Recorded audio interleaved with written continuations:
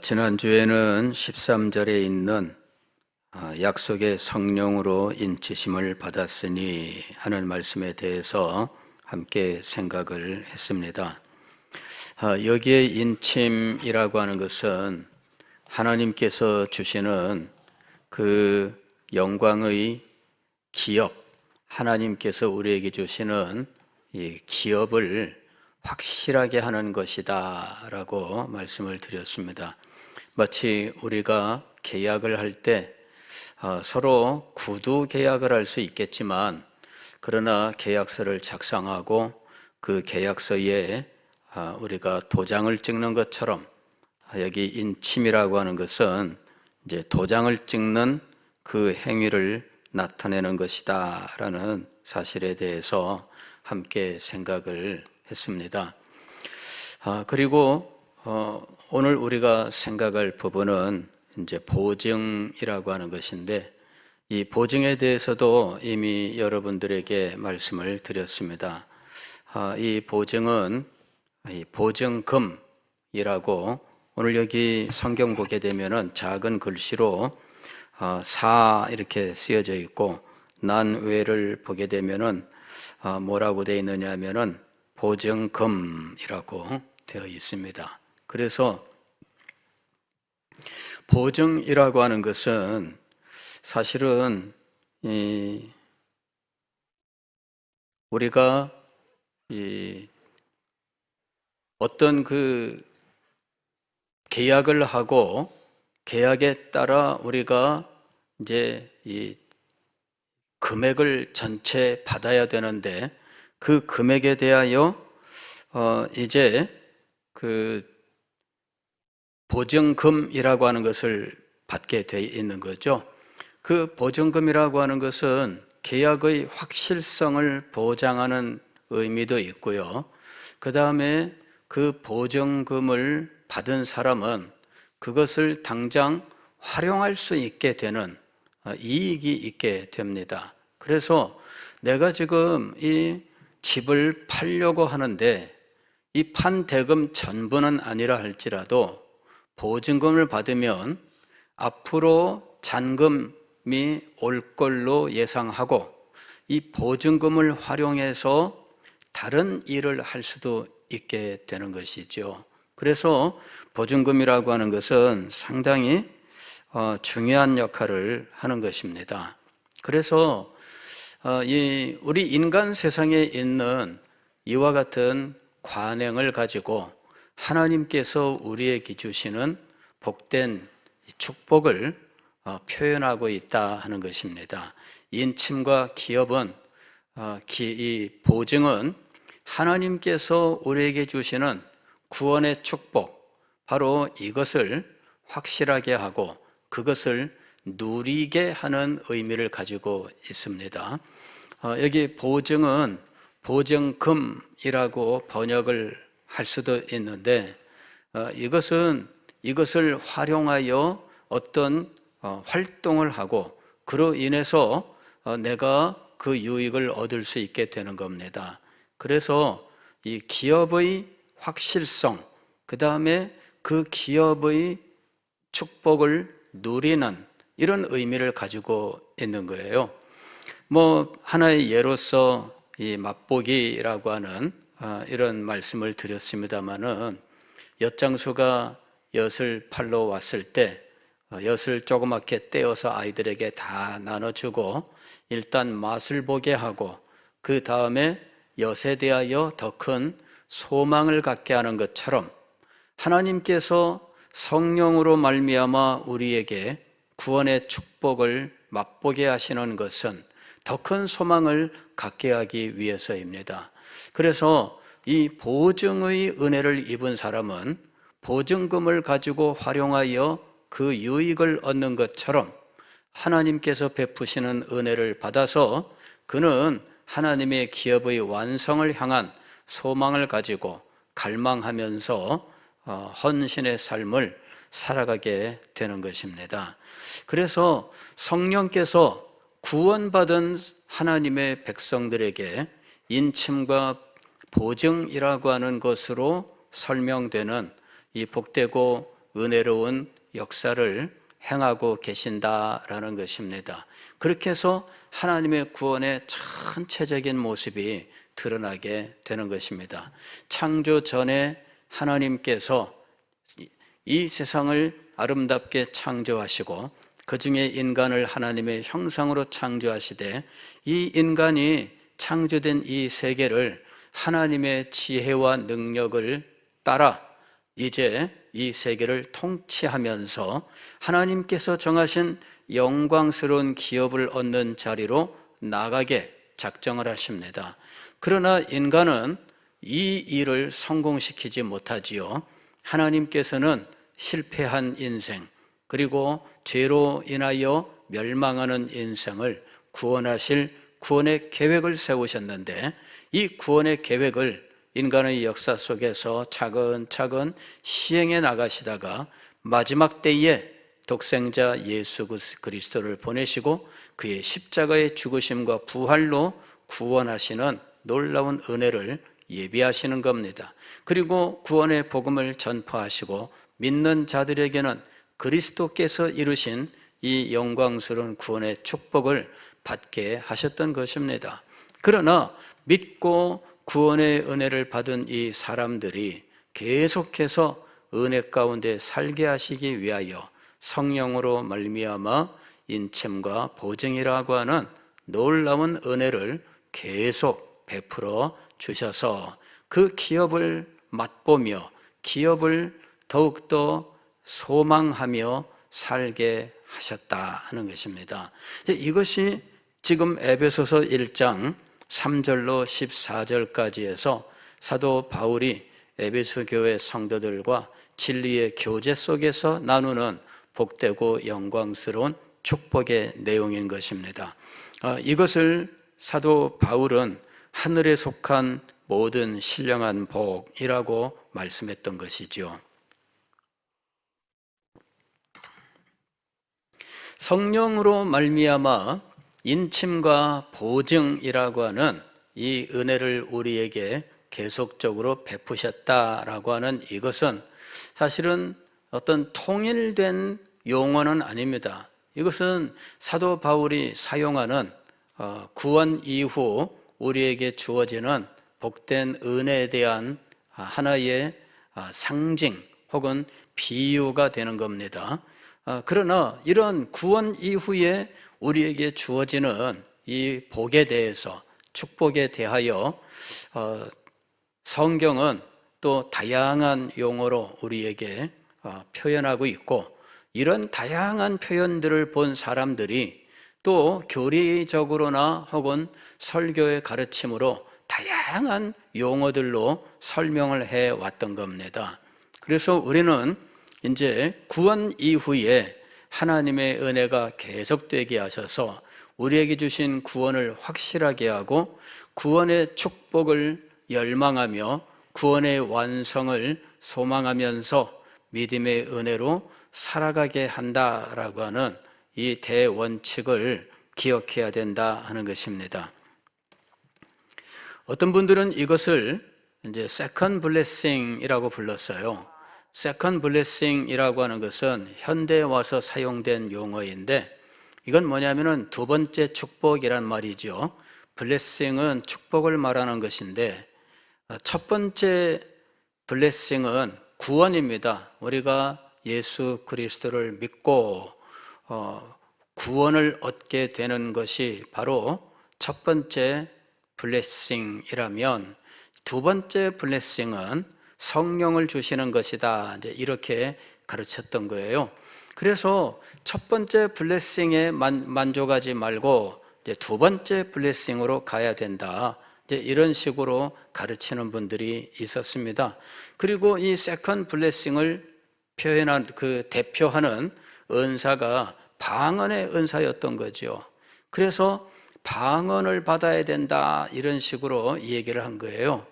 그래서 방언 받으려고 그렇게들 애를 썼던 거죠.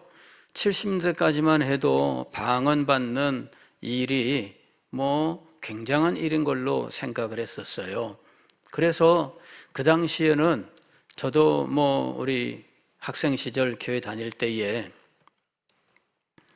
교회 집사님들이 그냥 목사님한테 들키면 안 된다고 하면서 방언하고 이러는 일들을 하는 거를 현장을 본 건 아니고 수근수근 하는 그런 이야기들을 들은 적이 있습니다.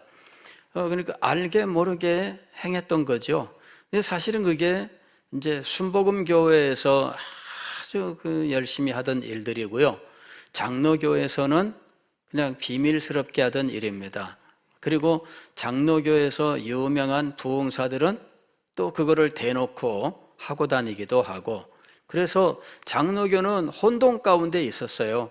그런 혼동 속에서 제가 컸기 때문에 저도 성령에 대하여, 방언에 대하여, 은사에 대하여 체계적인 교육을 받지 못하고 늘 어떤 왜 그런 거 있잖아요. 우리 자랄 때 북한에서 삐라 뿌렸잖아요. 이래가지고 산이나 어디 논두렁에 삐라 떨어져 있으면은 그거 주워다가 경찰서 갖다 주고, 그 경찰서에서는 사탕 하나씩 주고 뭐 이랬던, 그걸 가지고 있으면 뭔가 뭐 이상한 사람인 것 같은 그런 생각이 들고 그랬잖아요. 그래서 이 삐라를 빨리 갖다가 경찰서에 줘야 되지, 이걸 가지고 다니면은 내가 뭔가 이상한 사람이 된 것 같은 느낌이었던 거죠.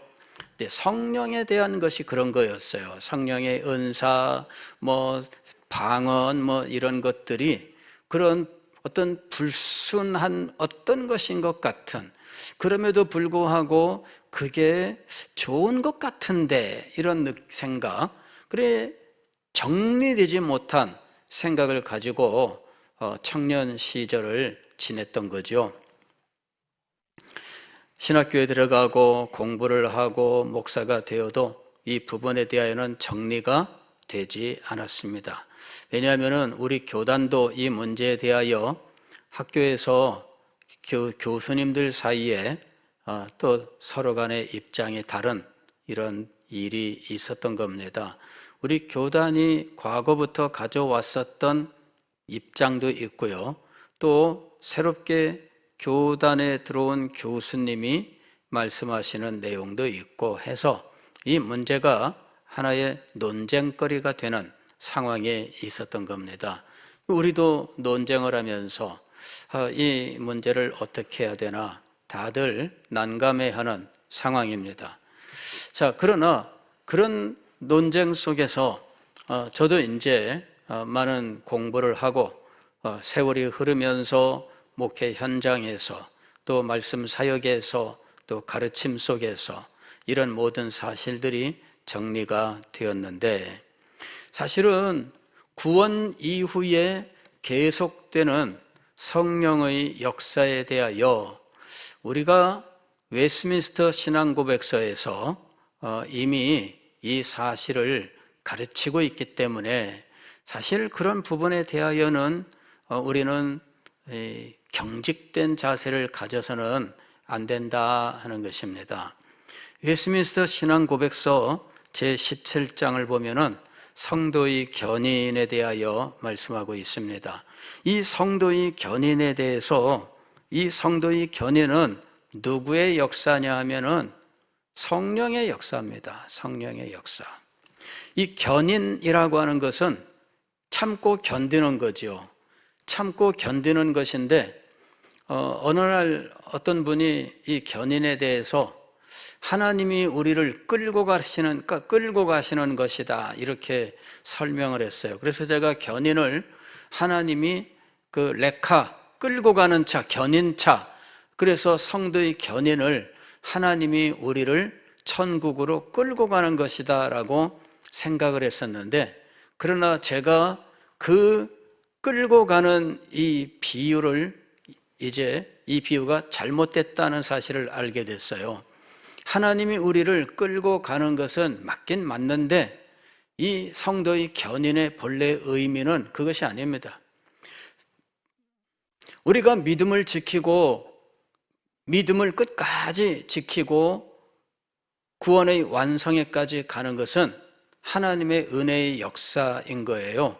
그럼에도 불구하고 그것을 하나님이 레카를 고장난 레카 끌고 가듯 그렇게 해서 하나님께서 우리를 끌고 가시는 것이 성도의 견인이었느냐? 그렇지 않습니다.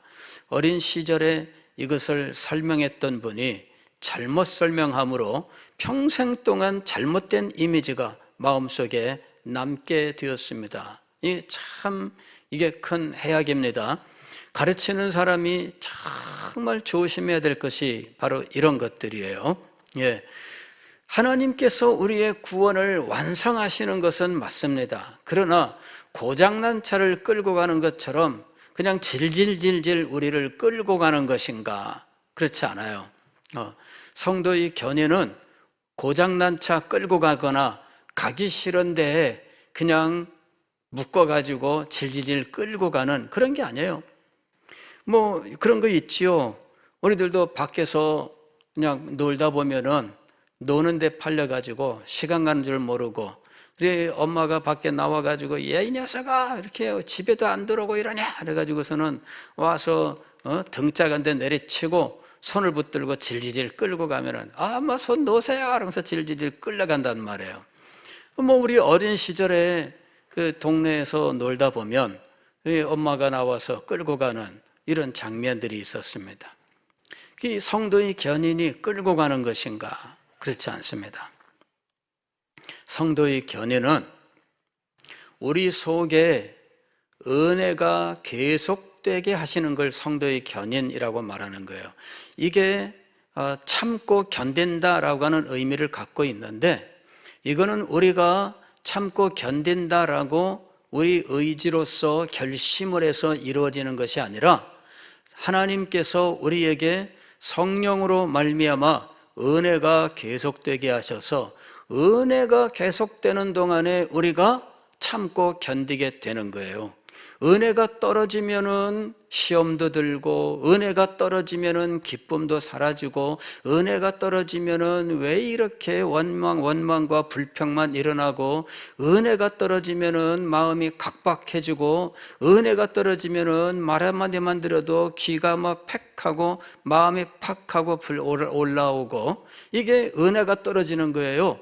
그런데 은혜가 계속되게 하시는 하나님의 역사가 있습니다. 이것이 성도의 견인이라고 하는 것인데 바로 이것이 기업의 인침과 보증이라고 하는 성령의 사역의 모습을 보여주고 있는 것입니다. 은혜 안에 여전히 살게 하시는 것, 이것이 바로 성도의 견인입니다.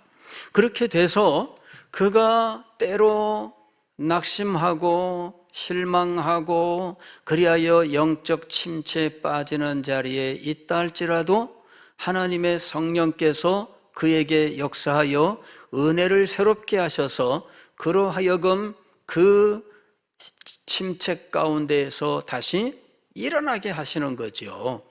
혹은 그가 믿음을 지키는데 가장 시험과 도전들이 있습니다. 그럴 때 이 시험과 도전들을 이길 수 있게 하는 것은 그 속에 있는 은혜인 것입니다. 이것이 성령의 역사다라고 하는 것입니다. 성령께서 우리에게 은혜가 계속되게 하셔요. 그럴 때 성령께서 우리에게 은혜가 계속되게 하는 은혜의 방편이 있지요. 말씀입니다. 말씀의 은혜가 임하고 말씀의 깨달음이 임하고 그리하여 우리 속에 은혜가 계속되게 하셔요. 또 은혜가 계속되게 하시는 성령의 방편이 있는데 그것이 바로 기도입니다. 기도하는 사람이 은혜를 받으며 그 속에 하나님의 은혜가 있어 그의 믿음을 지켜주고 그의 삶을 지켜주는 것입니다. 이렇게 말씀과 성령으로 말미암아 그 기도로 말미암아 우리에게 은혜가 계속되게 하셔서 각종 시험과 도전과 어려움들도 이겨나가게 하시고 때로는 영적 침체에서부터 새로운 힘과 용기를 얻어 그 자리에서 일어나게 하시는 거예요. 이런 모든 것들이 견인의 은혜라고 부르는 것입니다. 그래서 이 웨스트민스터 신앙고백서 제17장에서는 성도의 견인에 대하여 특별하게 가르치면서 성령의 역사가 우리에게 계속된다라고 말씀하고 있었던 것입니다. 그리고 웨스민스터 신앙고백서 제18장에서는 은혜와 구원의 확신에 대하여 다루고 있는데, 이 은혜와 구원의 확신이라고 하는 것이 바로 인침과 보증의 사역이었던 겁니다.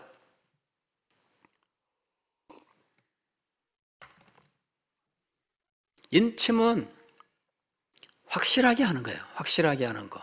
보증은 누리는 겁니다. 그래서 이 18장에서 이 견인의 은혜가 우리에게 어떻게 계속되는가 하는 사실을 더 구체적으로 설명하는데, 은혜와 구원의 확신이라고 하는 제목으로 이런 내용들을 다루고 있다라는 것입니다.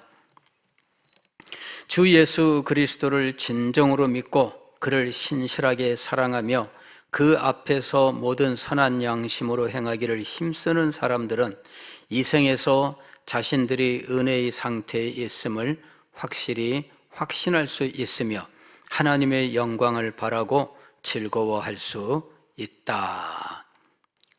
구원을 확신할 수 있어요.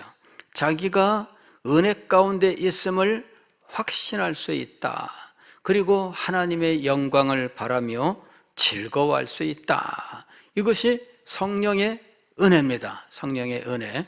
로마서 5장에서 성령께서 우리에게 이신칭의 믿음으로 말미암아 의롭다 하심의 은혜를 얻고, 그리고 난 다음에 우리에게 주시는 계속되는 은혜를 이야기하는데, 이 계속되는 은혜가 바로 평강과 기쁨이에요.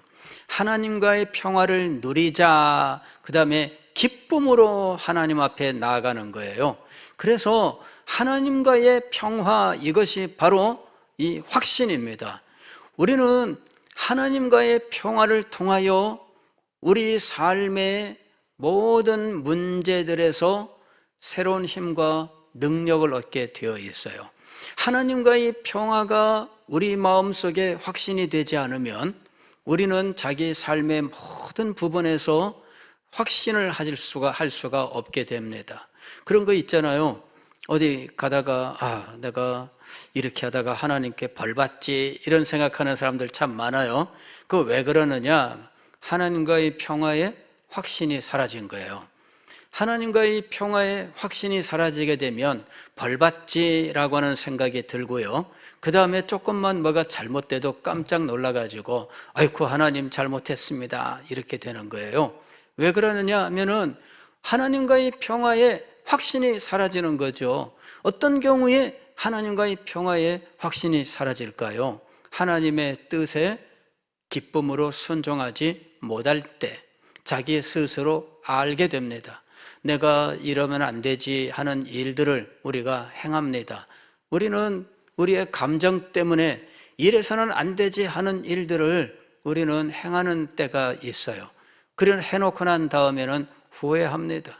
혹은 이러면 안 되지 하면서도 그냥 편리함 때문에 그냥 모른 채 하고 그냥 해버리는 경우들이 있죠. 주일 성수를 해야 되는데 은근히 모른 채 하고 그 편안함을 즐기는 일도 있습니다. 자, 그럴 때 그냥 유사 그리스도인이라면 아무런 느낌이 없습니다만은, 그러나 진실된 신앙을 가진 사람이라면 조금이라도 그 마음속에 참 신앙의 역사가 있었다면 그런 것들이 편안할 리가 없습니다. 마음의 불편함으로 작용하게 되고 그것이 하나님을 기쁘시게 할 수 없다는 사실이 마음에 괴롭게 되는 거죠. 그런 상태, 이것이 평화를 상실하는 거예요. 그렇다고 해서 하나님과의 관계가 근본적으로 잘못되는가? 그렇진 않습니다. 그러나 하나님과의 관계에서 평화를 누리지를 못합니다. 그때에 그에게 이 평화를 회복하게 하시는 은혜의 역사가 일어나는 거예요. 그러면서 기쁨으로 주님 앞에 소망 가운데 나아가는 은혜를 계속적으로 베풀어 주시는 것입니다. 이것이 바로 인침의 역사이며 보증의 역사다라는 것입니다. 웨스민스터 신앙고백서 18장 은혜와 구원의 확신에 대하여에 보게 되면은 제2절에서 우리가 확신하는 근거를 이렇게 이야기합니다. 이 확실성은 억측이나 그럴듯한 신념이나 잘못된 희망에 근거한 것이 아니라 구원을 약속하신 하나님의 진리와 이 약속이 만들어진 은혜에 대한 내적 증거와 우리를 하나님의 자녀라고 우리 영으로 더불어 증거하시는 양자의 영의 증거에 근거하고 있는 이라고 얘기합니다. 즉 이것이 뭐냐면은 진리의 증거, 우리 속의 내적 증거, 양자의 영의 역사, 이렇게 해서 우리가 확신한다 이렇게 얘기하는 거거든요. 그럴 때 이 양자의 영이 바로 성령의 역사예요. 그리고 이 성령을 양자의 영이라고 하는 이유는 아바 아버지여 라고 부르짖게 하기 때문에 양자의 영이라고 하는 겁니다. 그럴 때 우리가 아바 아버지여 라고 부르는 이유는 성령이 우리에게 부어지면서 그것이 하나님이 아버지로서 우리에게 부으시는 압도적인 아버지의 사랑이라고 하는 것을 우리의 영혼으로 하여금 인정하게 하는 거죠. 그래서 우리 영혼이 아버지의 사랑을 직접적으로 느끼면서 아버지여라고 부르짖게 되는 거예요. 이것이 바로 양자의 영의 역사다 이렇게 이야기합니다. 이 양자의 영의 역사를 현대에 와서는 성령 세례, 어떤 사람들은 성령 충만 이런 말들로 이야기를 하고 있는 겁니다. 과거에 청교도 시대에 요 웨스민스터 신앙 고백서는 청교도 신학의 꽃입니다. 그래서 청교도들의 신앙과 신학이 여기에 그대로 다 표현되어 있는데 그 시대에 성령의 역사에 대하여 양자의 영이라고 불렀던 겁니다. 이것이 바로 인침과 보증 사역에 대한 설명이에요. 인침과 보증, 즉 우리가 확신하게 되는 거죠. 은혜를 확신하게 돼요. 그리고 하나님이 계속해서 우리에게 은혜를 베풀어 주시고 은혜의 상태 속에서 살아가게 하십니다. 그리하여 우리로 하여금 하나님과 평화를 누리고 하나님의 영광을 소망 가운데 기쁨으로 바라보며 살게 하시는 겁니다. 그럴 때 계속해서 성령께서는 진리로 말미암아 우리 속의 내적인 깨달음으로 인하여 우리에게 성령의 영으로 우리의 영혼에 직접적으로 깨닫게 하시는 영적 통찰로 이렇게 역사를 하신다는 거죠. 이것이 계속되는 은혜의 역사입니다. 우리의 평생의 삶을 통해서 이와 같은 성령의 은혜가 우리에게 계속되는 것입니다. 그런데 이와 같은 성령의 역사가 어느 때인가 아주 압도적으로 우리에게 임하는 일이 있습니다. 그렇게 압도적으로 임할 때에는 우리가 도저히 이 은혜를 감당치 못하겠습니다 라고 부르짖는 일도 있게 되는 겁니다.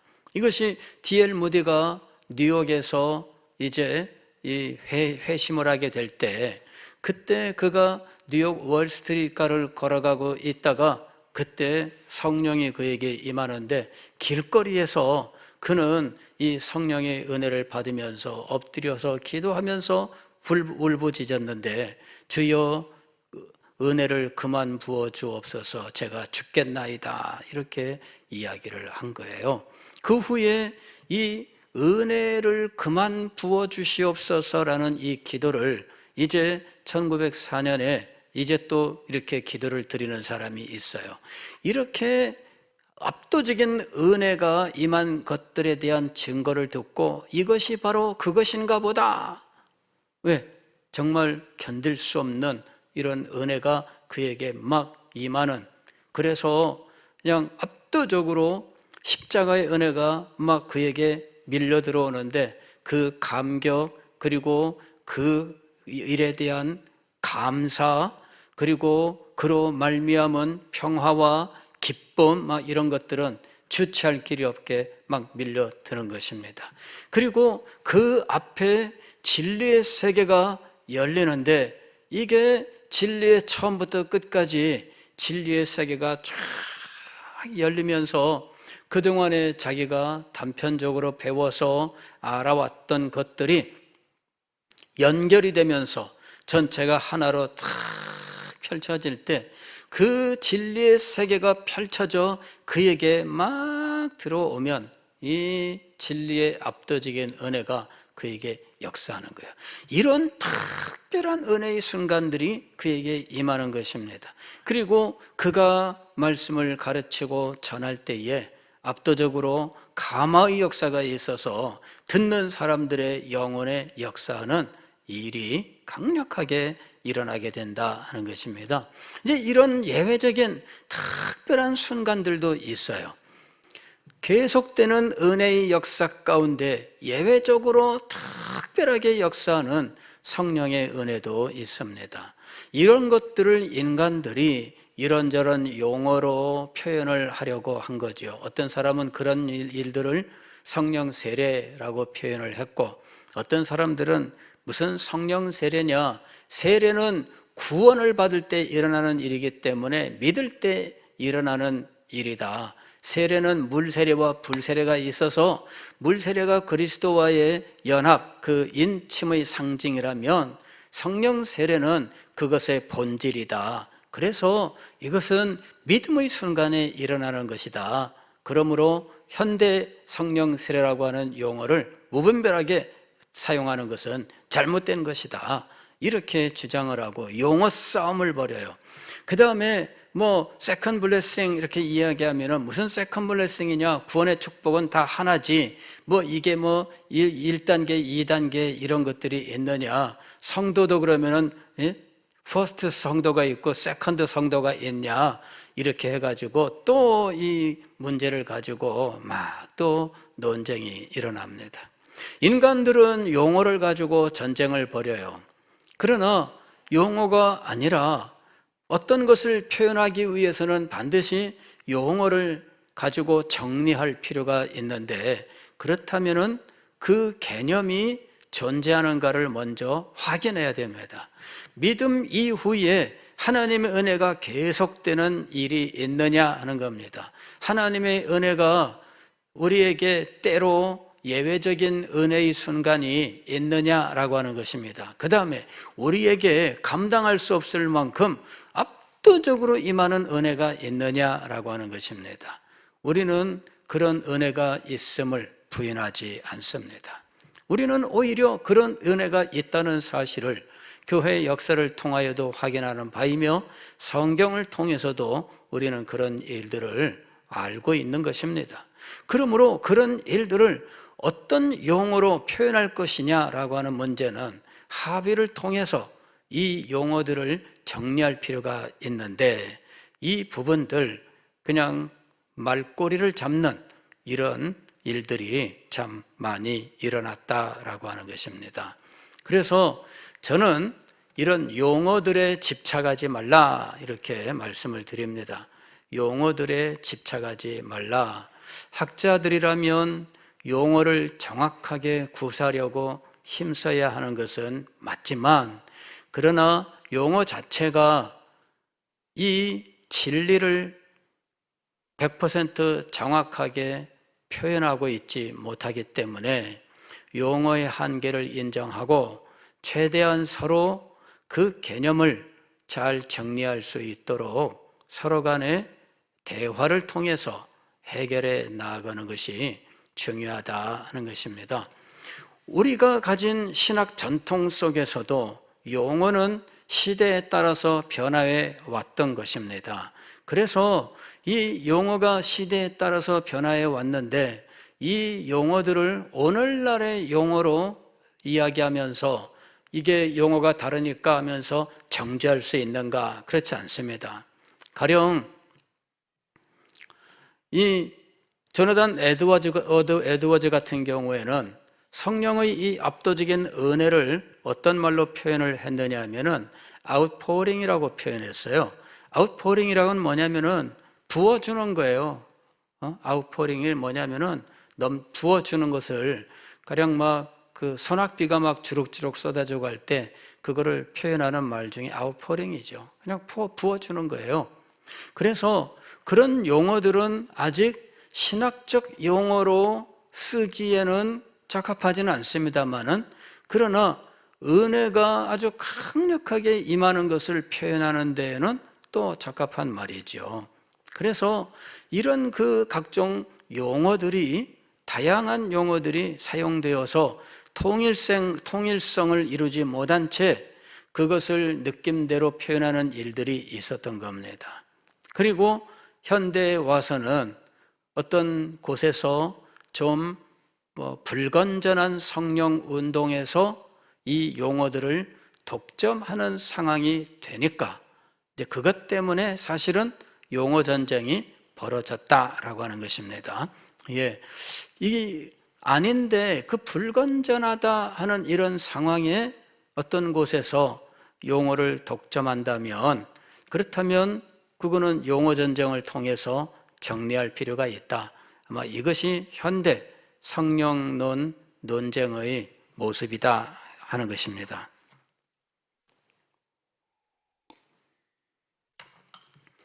대표적인 예랄까 우리 주변에서 쉽게 접할 수 있는 것 중에 하나가 이런 거죠. 신천지라고 하는 겁니다.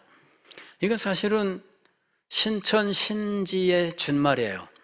신천신지의 준말인데 이거는 사실 오늘날은 우리가 많이 쓰는 용어가 아닙니다. 이게 사실은 60년대, 70년대까지 이 부흥사들이 사용하던 용어입니다. 신천신지 혹은 신천지라는 것이 부흥사들이 사용하던 용어예요. 오늘날 우리는 어떻게 되어 있느냐? 새하늘과 새 땅이라고 되어 있는 거예요. 한문이냐 한글이냐 요거 차이예요.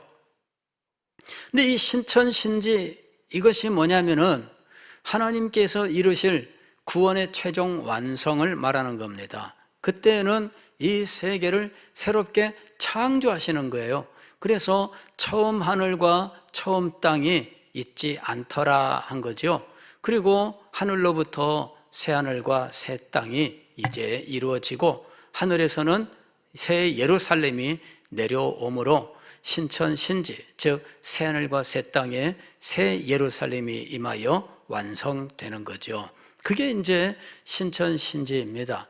그런데 이것을 신천지라고 하는 이단이, 사실은 그 이단은 60년대, 50년대 이 부흥사경에 부흥사들의 전통 속에서 쓰던 그런 그 전통 가운데 있어요.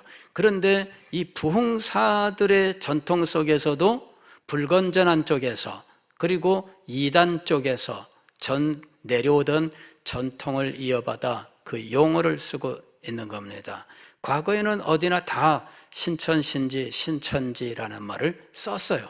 그러나 우리는 이제 한문을 쓰지 않고 한글을 쓰면서 새하늘과 새 땅이라고 하는데 거기서는 신천지란 말을 쓰면서 그것을 독점적으로 쓰는 상황이 돼버린 거죠.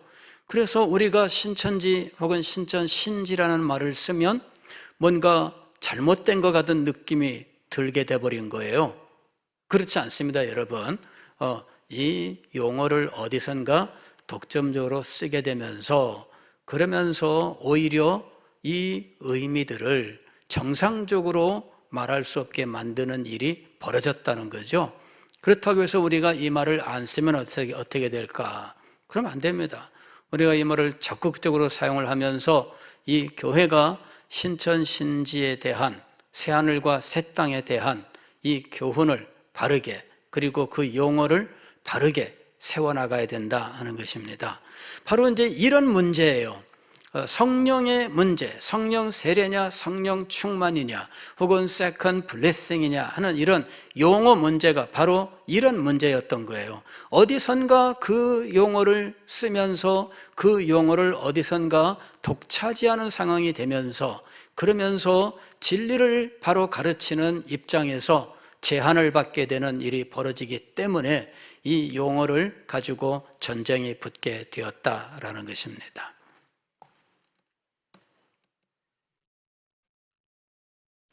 진리의 가르침을 올바른 용어로 정리해서 가르치는 것은 굉장히 중요한 겁니다. 용어가 제대로 만들어져야 진리가 보존되고 또 후대에게 그 진리를 가르칠 때 아주 유용함을 얻게 되는 겁니다. 용어가 없으면 그 개념이 세월이 지나면 사라지게 됩니다. 그것을 생각했던 사람이 죽으면 그 개념도 사라지게 돼요. 그래서 용어로 그 개념을 정리하는 것이 정말 중요한 거예요.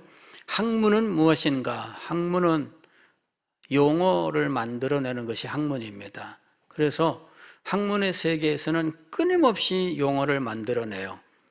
그런데 오늘 우리는 진리의 세계에서는 학문과 같은 식으로 용어를 만들기가 어렵습니다. 왜냐하면 우리가 가르치는 진리는 영적 진리이기 때문이에요. 영적인 진리를 우리가 학문의 세계와 같이 표현할 수 있는가? 그렇지 못합니다. 그래서 비유적 표현들이 많을 수밖에 없고 그 비유적 표현들로 인해서 개념이 명확하지 않게 되는 문제들이 있습니다. 그래서 저도 성령론에 대하여 많은 어려움을 겪었지만 시간이 많이 걸렸습니다만은 그러나 이 세월이 헛되지 않아서 용어들과 용어들 사이의 관계와 담고 있는 개념들과 그리고 우리의 체험과 성경의 가르침과 이런 것들을 또 과거의 신앙의 선배들이 어떻게 가르쳤느냐 그 역사적 발전 과정들과 이런 것들을 다 살필 수 있는 기회를 가져서 이제 와서야 이런 내용들이 정리가 된 것이다 라고 하는 것입니다. 요점은 이것입니다. 우리가 구원의 은혜를 누리게 될 때 그 시작도 성령의 역사요. 그것을 누리는 것도 성령의 역사요. 그것을 완성하여 받는 것도 성령의 역사인데 그 과정에서 성령은 인침과 보증으로 우리에게 확신하게 하시고 또 계속해서 누리게 하신다 하는 것입니다. 이것을 표현하는 용어들은 다양하게 존재하고 있지만 그 용어들이 우리에게 전달하고자 하는 것은 하나님께서 성령을 통하여 우리에게 은혜가 계속되게 하신다 하는 것입니다. 어느 때에는 잔잔하게, 어떨 때에는 강력하게, 어떨 때에는 감당치 못할 정도로 압도적으로 우리에게 은혜를 베풀어 주신다 하는 것입니다. 그 은혜 속에서 우리는 하나님과의 평화를 누리고 또 하나님을 기뻐함으로 소망을 하면서 기업을 기다리게 된다 하는 것입니다. 그 믿음의 삶이 그리스도인의 삶인 것입니다. 기도하겠습니다.